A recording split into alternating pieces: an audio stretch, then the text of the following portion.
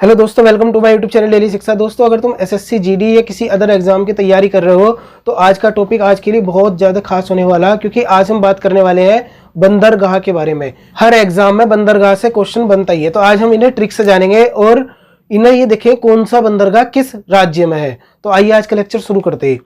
दोस्तों, तुम्हें पता है तुम अगर भारत के दक्षिण भारत की तरफ चलोगे इस तरीके से, ये तो ऊपर को नॉर्थ हो गया ना, तो इधर देखो भारत इधर से भी और इधर से भी समुद्र से घिरा हुआ। इधर क्या है? अरब की खाड़ी, इधर क्या है? बंगाल की खाड़ी।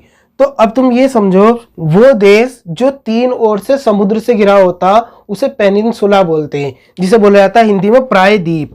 क्या बोलते हैं हम? प्रायद्वीप, यानी कि प्रायद्वीप। तुमने देखा होगा इसमें, अगर तुमने ज्योग्राफी पढ़ी है तो उसमें लिखा होता प्रायद्वीपीय भारत। तो इसका मतलब ये है कि भारत तीन ओर से समुद्र से घिरा हुआ, भारत की सीमा तीन ओर से समुद्र से टच करती। तुम देख लो मंगोलिया को देख लो, वो कहीं से भी समुद्र से घिरा हुआ नहीं है, कहीं से भी। चारों तरफ से उसकी जो बाउंड्री है वो कैसी है? स्थलीय बाउंड्री है, लैंड बाउंड्री है, कहीं से भी समुद्र से घिरा हुआ नहीं है। तो वो देश जो चारों तरफ से जिसकी जो बाउंड्री होती है वो स्थलीय बाउंड्री होती, मतलब कहीं से भी समुद्र से नहीं लगा होता, उसे क्या बोलते हैं हम? उसे बोलते हैं लैंड लॉक। उस कंट्री को बोलते हैं लैंड लॉक कंट्री, क्योंकि चारों तरफ से वो भूमि से घिरी हुई है, कहीं से भी समुद्र से टच नहीं। भूटान को देख लो, भूटान जो है वो क्या है? कहीं से भी मतलब समुद्र से उसकी बाउंड्री शेयर नहीं हो रही, यानी कहीं से भी वो समुद्र से टच नहीं हो रहा। तो इसी वजह से वो भूटान क्या हो गया? लैंड लॉक कंट्री हो गई। तो ये तुम्हें समझ में आ गया होगा। तो भारत में देखो, इधर क्या है? ईस्ट, और इधर क्या हो गया? वेस्ट। जो भारत के इधर वाले बंदरगाह वो क्या है? पश्चिमी घाट के बंदरगाह, और इधर वाले क्या होगा? ये पूर्वी घाट के बंदरगाह। तो इन्हें हम जानेंगे। पहले देखते हैं हम पश्चिमी घाट के बंदरगाह कौन कौन से हैं। तो सबसे पहले है कांडला, ये गुजरात के अंदर है। नाहवा शोभा, इसे जवाहरलाल नेहरू पोर्ट के नाम से जानते हैं, महाराष्ट्र में है। मारमा गोवा, ये गोवा के अंदर। मंगलोर, ये कर्नाटक के अंदर है। और कोचीन, ये केरल के अंदर है। मुंबई, ये महाराष्ट्र के अंदर है। तो बता, भारत का प्रवेश द्वार किसे बोला जाता है? वो बोला जाता है मुंबई को। क्यों? जो मुंबई बंदरगाह है इसे, क्योंकि ये भारत का सबसे बड़ा बंदरगाह, सबसे बड़ा बंदरगाह है। कौन सा? मुंबई। और इस बंदरगाह के बोझ को कम करने के लिए, क्योंकि ये सबसे बड़ा बंदरगाह, इस पर ट्रैफिक ज्यादा है थोड़ा, तो इसके बोझ को कम करने के लिए इस बंदरगाह की स्थापना करी गई थी। तो ये भी पूछा जाता है एग्जाम में। तो ये होगा किसके? पश्चिमी तट के बंदरगाह। अब एग्जाम में ये पूछा जाता है कि बताओ पश्चिमी तट के बंदरगाह कौन से है। तो देखो इसे, एक मिनट और देखो, ये जो है कांडला बंदरगाह, ये जवारीय बंदरगाह है, जवारीय बंदरगाह। क्योंकि एग्जाम में ये पूछ लेगा, चार वो देखकर ऑप्शन, इस तरीके से चारों ऑप्शन दे देगा और पूछ लेगा निम्नलिखित में से कौन सा जवारीय बंदरगाह है। तो वो कौन सा है? कांडला बंदरगाह। और इधर देखो, ये मैं इधर का बोल रहा हूं, ये इधर के साइड के वेस्ट के, तो ये कहां पे होगा? अरब की खाड़ी के बंदरगाह। कैसे होगा?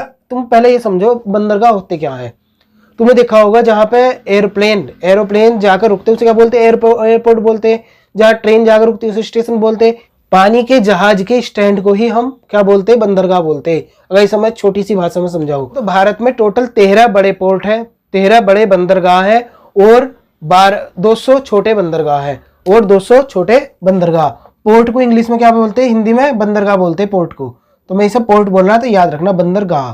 तुमने तुम्हें समझा दिया बंदरगाह क्या होते हैं और भारत में टोटल कितने बड़े बंदरगाह हैं।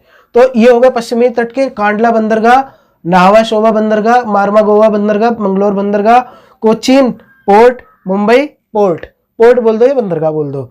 अब इसकी याद कैसे रखे कि ये इधर के पश्चिमी तट के, तो कान्हा मामा मंगनी को मुंबई गए।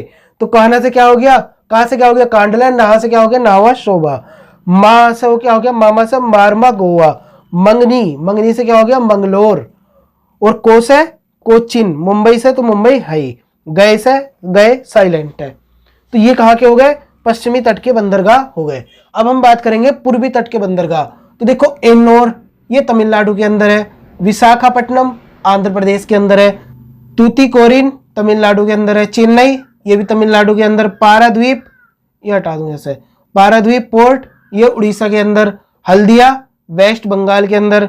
कोलकाता, ये भी वेस्ट बंगाल के अंदर ही ये भी पोर्ट है। एग्जाम में ये भी क्वेश्चन पूछा जाता है कि बताओ भारत का सबसे पुराना बंदरगाह कौन सा। तो सबसे पुराना कौन सा? चेन्नई बंदरगाह। ये एक कृत्रिम बंदरगाह है।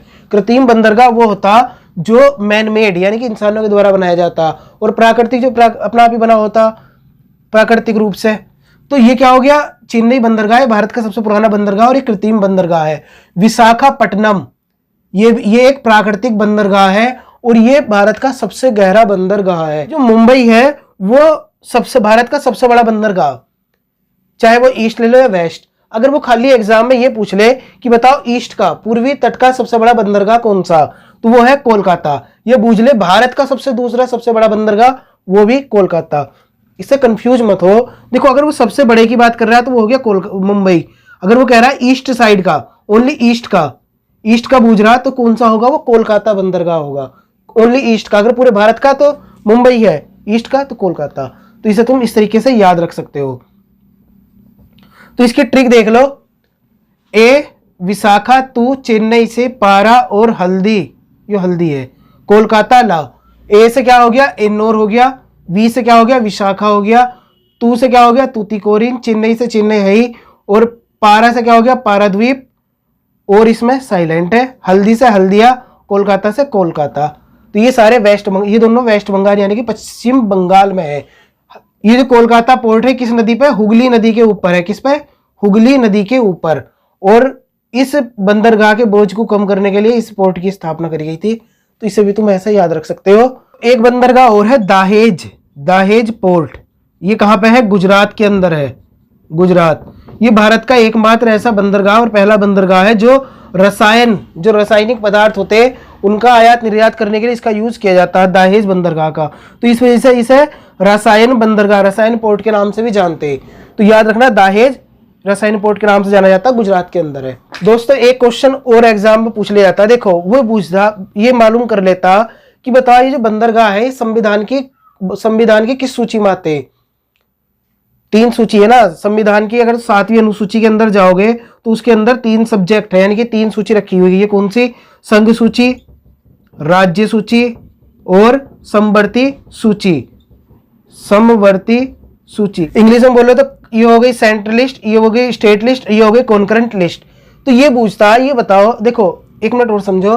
संघ सूची के लिए कौन बनाता कानून, केंद्र की सरकार। राज्य सूची के लिए राज्य की सरकार। और समवर्ती सूची के लिए कौन बनाता, दोनों कानून बना सकते हैं। लेकिन अगर मतलब केंद्र सरकार ने ही बना दिया तो वो केंद्र का कानून ज्यादा मान्य होगा, राज्य का निरस्त हो जाएगा। तो समवर्ती सूची के लिए दोनों कानून बना सकते हैं हालांकि। तो ये संघ सूची, राज्य सूची, समवर्ती सूची।